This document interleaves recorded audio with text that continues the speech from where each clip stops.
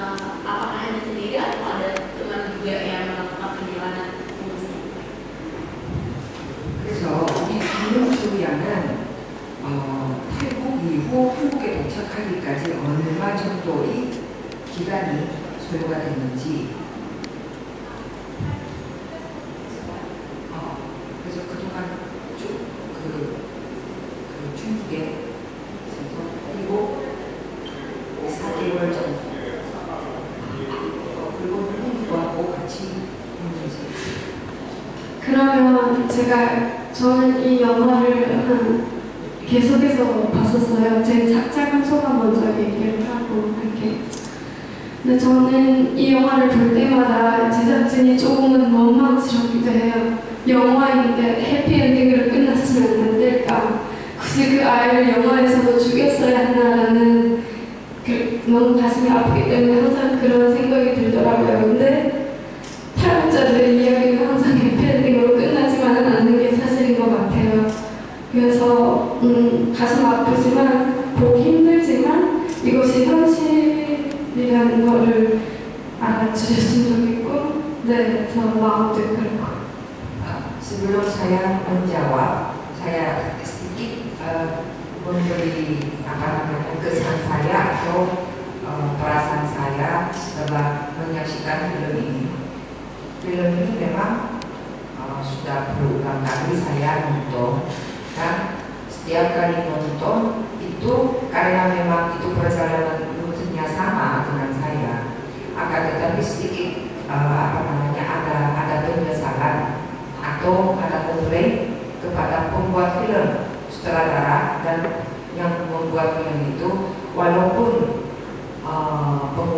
para pengungsi itu memang tidak semuanya selamat, pasti sebagian itu menjadi korban dan meninggal, akan tetapi karena di film itu yang anak itu masih kecil, karena itu namanya film, kenapa sutradara tidak membuat filmnya happy ending saja? Karena yang menjadi sedih itu memang dari dulu sudah banyak. Jadi yang film pun kalau tidak happy ending, jadi yang menonton itu menjadi lebih sedih. 네, 질문에 답을 드리자면 처음에 탈북을 시작해서 대한민국에 오기까지는 탈북을 시도한 것까지 포함하면 9년이 걸렸어요. 그 9년 동안 7, 8년 정도는 중국에 있었고, 저희가 이제 영화에서 나오는 몽골 고비 사막의 그러니까 그곳을 거쳐서 이제 대한민국까지 오기는 4개월이 걸렸고요. 처음 탈북할 때 저희 언니에서 3명이 탈북했고, 몽골로 이제 한국에 올 때는 저와 저희 어머니가 먼저 왔고요. 나중에 저희 언니가 왔습니다. Sejak saya melarikan diri dari Korea Utara, pada saat itu saya dengan ibu saya dan kakak perempuan saya, dan sejak dimulainya pelarian itu keluar dari Korea Utara itu sampai betul-betul berhasil masuk ke Korea Selatan itu 8 tahun. Totalnya sebetulnya 9 tahun. Sekitar 8 tahun kami berada di Tiongkok dan melewati perbatasan tadi, gurun pasir Gobi di Mongolia itu, saya dengan ibu saya itu 4 bulan menempuh liku-liku sana 4 bulan, dan setelah itu baru kakak perempuan saya menyusul masuk ke Korea Selatan.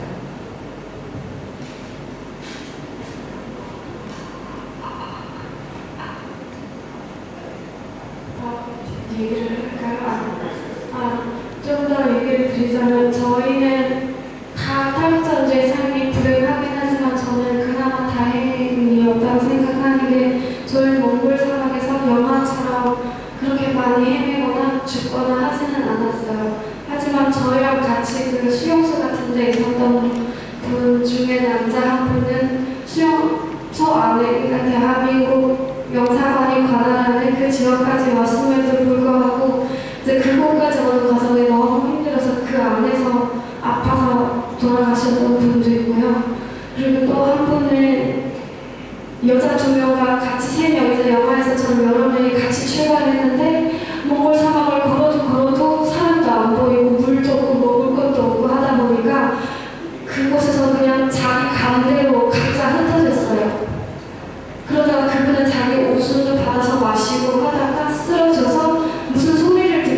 친구가 소리치고 나중에 눈을 떴는데 봤더니 몽골 병원이었어요. 그래서 그 삼촌은 다행히도 저와 합류해서 대한민국에까지 왔는데 지금 거의 7, 8년이 지난 지금도 그 여자 두 분은 대한민국에 오지 않고 어디에 갔는지, 중국으로 갔는지, 몽골 사망해서 죽었는지 소식이 없거든요. 그래서 영화에서처럼 저희처럼 다행히 한국으로 오는 사람도 있지만 겨울에도 발이 잘리는 사람, 목숨을 잃는 사람, 행방 불명되는 사람들도 많습니다.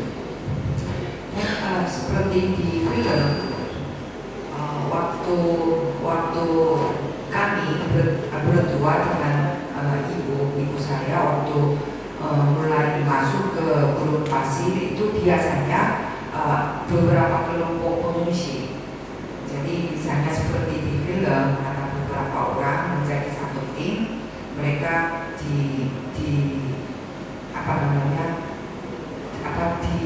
nyeberangi gitu, jadi jalan dulu, tapi ada berkelompok mungkin dengan yang membantu juga melihat waktunya biar ada pautnya, jadi biar tidak ketahuan. Maka memang saya sama ibu saya termasuk orang yang sangat beruntung tidak mengalami kecelakaan atau yang lain-lain, akan tetapi ada satu pada waktu itu saya manggilnya itu adalah seorang laki-laki setengah baya. Itu karena mungkin sebelum bergabung dengan tim dengan kami itu memang sudah tidak sehat lagi karena mungkin dia banyak mendapatkan siksaan sejak pelarian itu. Maka begitu sampai pada tempat shelter yang didirikan oleh konsulat Republik Korea yang di Mongol, begitu sampai di situ langsung itu meninggal karena mungkin terlalu kehabisan tenaga selama perjalanan. Dan juga ada satu kelompok yang saya bertemu di shelter itu, ada satu lagi, dia selama berbulan-bulan di gurun pasir itu bersama dengan beberapa wanita pengungsi, tapi dia ditemukan dalam kondisi pingsan. Dia bertahan di gurun pasir itu karena tidak turun hujan dan tidak ada air. Dia harus bertahan dengan minum air kecilnya dia. Nah, tapi karena pingsan, tapi dia juga beruntung ada yang menemukan dia dan bergabung sama kami di shelter itu. Dia sampai sekarang kita sama-sama masuk ke Korea Selatan, tapi itu masih punya perasaan bersalah karena satu grup atau kenalan pengungsi perempuan yang lain itu sampai sekarang entah kemana atau tertangkap, tidak ada kabar lagi.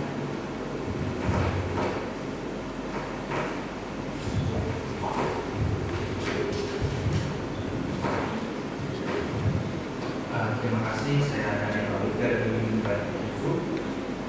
Saya cukup kreatif, apresiasi negara juga sudah bisa membuat acara ini dan mendatangkan satu saksi hidup yang bisa menceritakan kepada kita semua di Indonesia tentang kondisi real di sana. Saya ingin tanya kepada Kim Insu tentang situasi apa yang melatar belakangi sehingga Kim Insu ini keluar dari sana. Jadi kalau tadi di film kan karena ingin mencari obat buat istrinya, tapi kalau pengalaman Kim Insu sendiri apa yang mendorong bersama ibunya itu?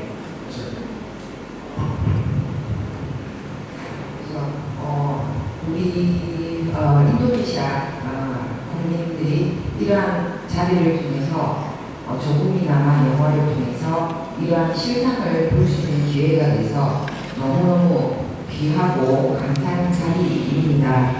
그래서 오늘 아까 영화에서 보면은 그 아버지가 이제 약을 찾으러 약을 구하러 아내는 약을 구하러 이제 탈북을 하는데 이 김은주 양은 어떠한 배경으로 탈북을 하게 됐는지 알고 싶습니다.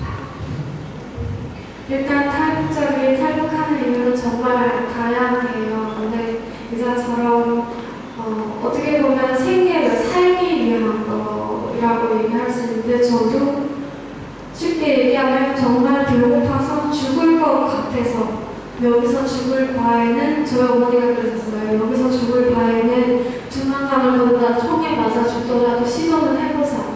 그래서 죽을 각오로 죽음을 목숨을 걸고 두만강을 걷는 거죠. 그 정도로 영화에서처럼 먹을 게 없어서 걷는 케이스 중에 한 명이라고 할 수 있습니다. Mungkin alasan saya atau latar belakang saya dan ibu saya melarikan diri itu mungkin alasan kebanyakan warga Korea Utara yang berniat melarikan diri yaitu kelaparan. Karena tidak tahan lagi, kan kelihatannya atau sepertinya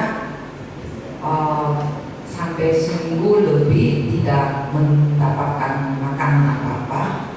Akhirnya terlintas, mungkin sebentar lagi kita mati. Daripada mati dengan kelaparan duduk, lebih baik kita mencoba menyeberangi sungai perbatasan. Nah, walaupun tertangkap, paling apa mati sama. Daripada begitu, kita coba menyeberangi sungai perbatasan, melarikan diri, karena tertangkap di perjalanan atau sekarang mati kelaparan sebetulnya mati sama.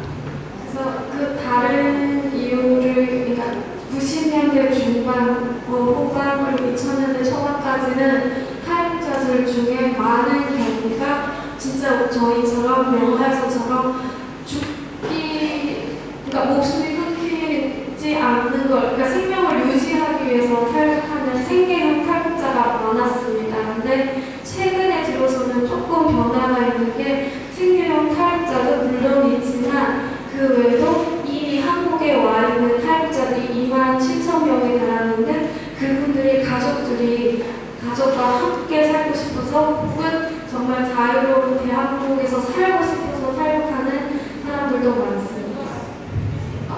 Pengungsi dari Korea Utara mulai terlihat banyak itu sejak tahun 90-an. Awal 90-an itu dimulai sejumlah pengungsi mulai masuk ke Korea ke Cina dan masuk ke Korea Selatan. Pada saat itu mulai tahun 90-an sampai awal-awal tahun 2000-an itu mungkin latar belakangnya hampir sama karena mereka tidak tahan kelaparan dan waktu itu mereka tujuannya untuk hidup. Dan baru-baru ini 10 tahun belakangan ini itu alasannya sedikit bergeser karena pada saat ini pengungsi dari Korea Utara yang telah menjadi warga negara Korea Selatan itu 27.000 orang. Maka mereka sudah adaptasi dan tinggal di negara bebas dan mereka ingin membawa keluarganya. Dan mungkin informasi seperti ini mungkin sedikit-sedikit mulai masuk ke Korea Utara. Dan maka baru-baru ini memang kondisi di Korea Utara, kondisi pangan di Korea Utara itu sebetulnya tidak ada yang berubah. Akan tetapi waktu awal-awal pengungsi dari Korea itu mereka kan tidak ada informasi apa-apa. Yang penting keluar dulu dari Korea Utara. Dan pada saat ini mungkin yang pengungsi dari Korea Utara lebih baik kondisinya daripada waktu saya karena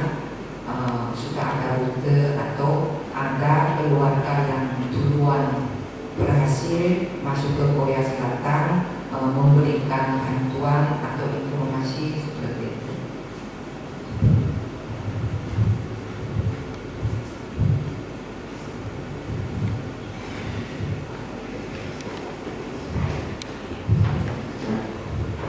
Yang pertama, terima kasih atas kesempatan ini karena kami jadi bisa mengetahui sesuatu yang buat saya pribadi betul-betul mengejutkan. Yang ingin saya tanyakan, bagaimana kita sebagai pribadi demi pribadi bisa menyuarakan seruan dari orang-orang yang dirampas suaranya ini. Karena sebagai suatu bangsa, kan secara politis itu sulit begitu ya, sangat tergantung oleh political will dari para pimpinan. Tapi sebagai pribadi, apa yang bisa kita lakukan? Karena saya pikir ini tidak bisa berhenti sampai di sini, harus ada hal yang ditindaklanjuti. Yang kedua, secara khusus buat survival kita, bolehkah kami mengetahui apa yang dilakukan waktu 8 tahun, hampir 9 tahun di Cina? Lalu yang kedua, apakah pemerintah Mongolia dalam hal ini yang sudah mengetahui bahwa banyak pengungsi dari Korea Utara yang melalui daerahnya, kemudian berbelas kasih menolong ada sumbangan kontribusi untuk para pengungsi ini? Terima kasih. 그래서 먼저 이러한 기회를 통해서 북한 인권 그리고 탈북자에 대한 여러 가지 정보를 얻게 되어서 인도네시아 국민의 한 사람으로서 너무너무 감사하다는 말씀을 드립니다. 그리고 저희 3가지 질문이 있는데, 첫 번째는 이러한 이제 정보를 접하고 또 영화 등을 통해서 이러한 실상을 알게 된 이후 예를 들면 인도네시아 정부 같으면 정치적으로 또 인도네시아 정부 나름대로의 정치적인 어떤 정책이 있기 때문에 이러한 북한 인권 문제에 대해서 정치적으로 아마 천천히 또는 다른 생각이 있을 수도 있습니다. 그래서 정부에 바라는 것 외에도 우리들처럼 인도네시아 국민의 한 사람으로서 지금 이러한 상황을 알게 된 이상 더 이상은 가만히는 있을 수가 없다라는 것을 느꼈습니다. 그래서 우리 인도네시아 국민들 한 사람 한 사람이 어떻게 이 사람들의 잃어버린 목소리를 우리가 낼 수 있는가를 어떤 방법을 통해서 할 수 있는지를 알고 싶고요. 두 번째는 우리 김은주 의원이 약 7, 8년 동안 중국에서 있었는데 한국에 오기 전에 거기서 어떠한 경험을 했으며 어떠한 일을 했는지 알고 싶고, 세 번째는 결국은 탈북자들이 많이 몽골을 통해서 한국에 입국을 합니다. 그렇게 지금 상황을 보면은 몽골은 그래도 이런 탈북자들에 대해서 우호적이라고 보이는데 정말 몽골 정부는 탈북자들에 대해서 우호적이고 이들을 도와주고 있는지도 알고 싶습니다. 일단 두 번째 질문에 대해서 먼저 답을 드린다면, 계속하는 얘기지만 북한 남성들이 탈북해서 중국에 오면 노동 착취 대상이 되고 여성들은 인신매매 대상이 되기 쉽습니다. 물론 모든 사람이 그런 건 아니고요. 근데 대개는 그런 경험을 하게 되고 저희도 그랬습니다. 저희 어머니가 그때 당시 15살이고 제가 13살이었는데 저희 어머니가 저희 의지와는 상관없이 저희 선택, 저희가 좋아하는 사람이 아니라 그냥 인신매매자가 소개되는 사람을 만나서 그 집에 가서 살게 되었는데 1년 후에야 저희가 팔려갔다는 걸 알게 되었어요. 살면서 너무 안 맞는 게 많고 계속 싸우고 북한에서 온 거지라는 말까지 들으면서 제가 1년 동안 농사 짓고 그러면 우리 가겠다라고 했을 때 돈을 내놓으라고 하더라고요. 우리가 돈을 주고 했으니까 돈을 내놓으라고. 그래서 그때야 알았습니다. 그래서 그런 삶을 살다가 3년 후에 한 번 복속되었고 그렇게 해서 다시 나온 다음에 2006년에야 계속 떠도는 삶을 살다가 대한민국에 오게 되었습니다.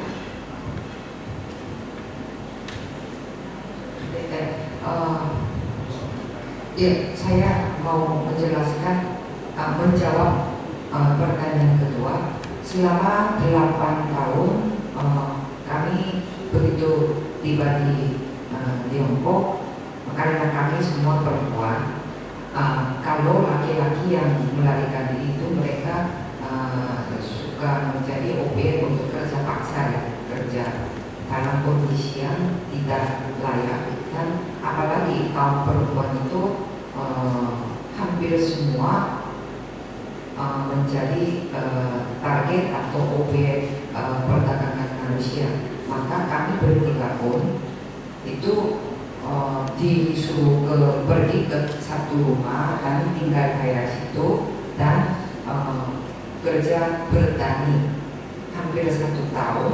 Kami tidak tahu kami sudah terjual. Akhirnya hampir 1 tahun kemudian kami baru mengerti, oh kami tidak bebas lagi terjual di sana, dan tanpa kemauan kami harus bekerja di situ, tergantung yang majikan yang membeli kami. 그러면 세 번째 질문에 대해서 먼저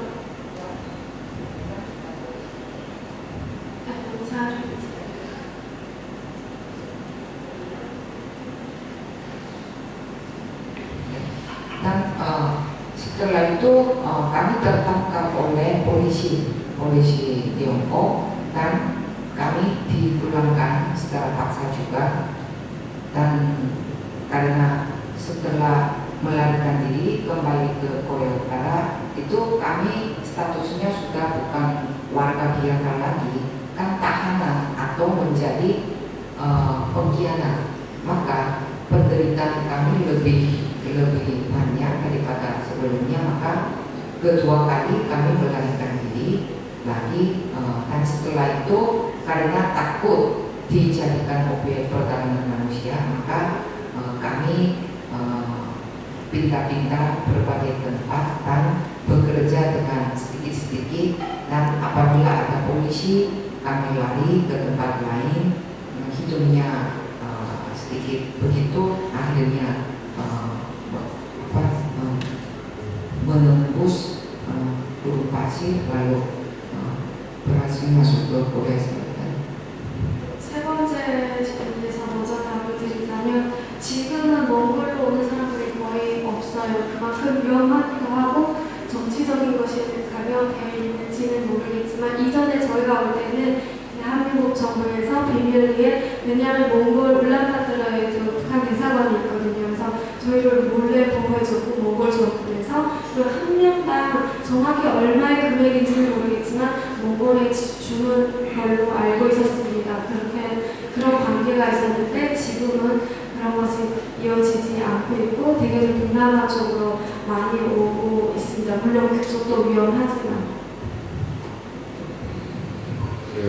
일단 오늘은 이제 주로 기원주 양의 얘기를 하는데, 내일은 북한에서 정치원 수용소라고 있습니다. 그러면 저희 온 가족이 가서 아빠뿐만 아니라 아들, 딸, 여자가 다 가서 수영을 하는 곳이 있어요. 컨센트레이션 캠프인데, 그게 그거를 거기에서 28년 사람들이 내일 영화 4시부터 6시 끝나고 같이 증언을 해주시겠습니다. 근데 그 지도를 직접 그리셨는데 그거를 좀 지금 한번 보여드리고 그렇게 하는 마음으로 해보겠습니다.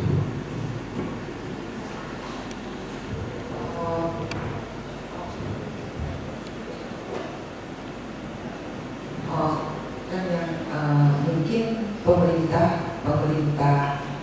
Mongolia pada waktu kami masuk ke Mongolia itu, karena masih awal-awal, orang-orang akhirnya tidak bisa kan mengambil rutenya ke Mongolia. Dan pada awal itu mereka baik sama pengungsi Korea Utara. Tapi pada saat itu pun kami, setelah saya masuk ke Korea Selatan, baru dapat informasi bahwa karena di Mongolia juga ada kedutaan dari Korea Utara.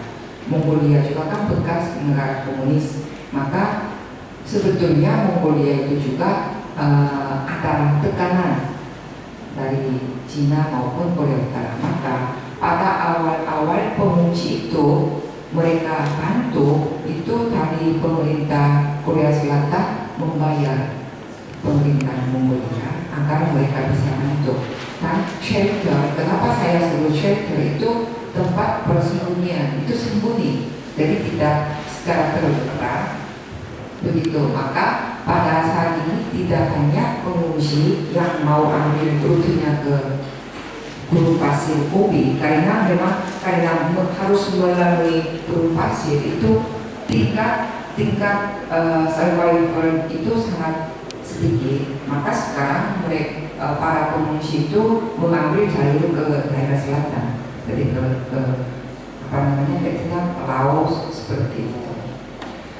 Dan ini kami sedikit untuk memperkenalkan jadwal besok. Ini peta salah satu camp konsentrasi atau penjara politik, salah satu di antara 6, itu nomor 18. Ini jenah kampus tersebut. Besok setelah pemutaran film jam 4 sampai jam 6 pemutaran film. Setelah itu besok acaranya Ibu Kim Hye-soo, ini juga 오늘 시간이 없기 때문에 그냥 이게 뭐라는 거는 설명을 해드리고 밑에 전시라든지 혹시 얘기가 좋으실 거예요. 간단히 설명을 해드리겠습니다. 김혜수 선생님. Pengungsi dari Korea Utara. Beliau ini tinggal di kampung ini selama 28 tahun. Jadi mungkin besok di bawah ada gambar-gambar lukisan yang beliau yang sendiri yang lukis. Mungkin besok ada sedikit lagi penjelasan tentang camp ini juga besok. Tapi hari ini sedikit saja karena beliau telah hadir di sini. 안녕하세요. 여기는 그 평안남도 북창 석산리에 위치하고 있는 제18호 관리소. 여기서부터 저기까지가 이게 총 40명, 100명입니다. 그래서 kampung ini berlokasi di provinsi Pyeongan Selatan, dari paling dekat dengan mungkin Pyongyangnya. Jarak dari kiri sampai kanan ini 40 km. Jadi satu desa itu kan digunakan untuk penjara politik. 여기에 까만으로 이렇게 표시한 게 철조망. 이거 높이는 4m, 전기에는 3,300의 전기가 있고요. Dan mungkin ini kelihatannya ada kawat tuli yang mengelilingi seluruh kamp ini. Tingginya 4 meter dan ada listrik voltasenya 3.300. 저는 여기서 처음에 들어가서 집에서 1975년부터 1979년까지 여기서 살았습니다. Pertama kali saya masuk tinggal di lokasi ini sejak tahun 1975 sampai 79 tinggal di rumah itu. 그 다음에 뭐 제가 이사 가서 가는 게 아니에요. 석탄 다 캐먹었다고 이사 가란단 말이에요. 그래서 가면 여기에 와서